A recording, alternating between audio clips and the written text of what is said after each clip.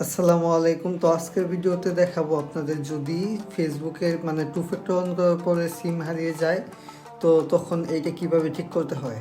ভিডিওর প্রথম অংশটি আমি অন্য একটা অ্যাকাউন্টে ইউজ করছি, কারণ আমি মানে ভিডিওর প্রথম অংশটি এটা ওই অ্যাকাউন্টেরটা স্ক্রিন রেকর্ড করা হয় নাই।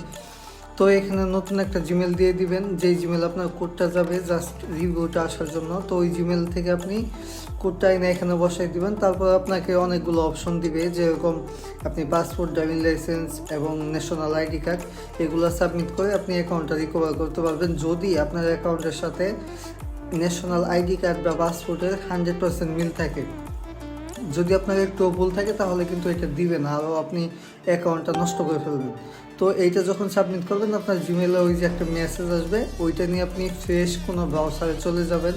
এটা আগে ভিডিওতে মানে সম্পূর্ণ দেখাইছি।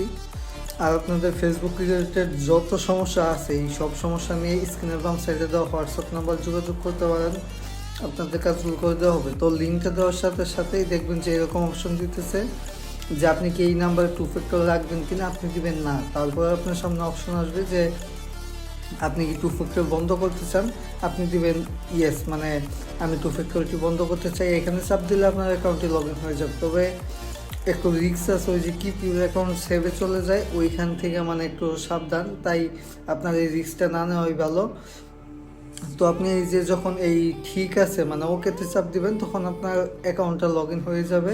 তো এই ছিল আজকের ভিডিও। আপনার যদি যে কোনো সমস্যার জন্য স্ক্রিনের বাম সাইডে দেওয়া হোয়াটসঅ্যাপ নাম্বারে যোগাযোগ করতে পারেন, আপনাদের কাজগুলো করে দেওয়া হবে। তো এতক্ষণ সম্পূর্ণ ভিডিও ধৈর্য ধরে দেখার জন্য ধন্যবাদ।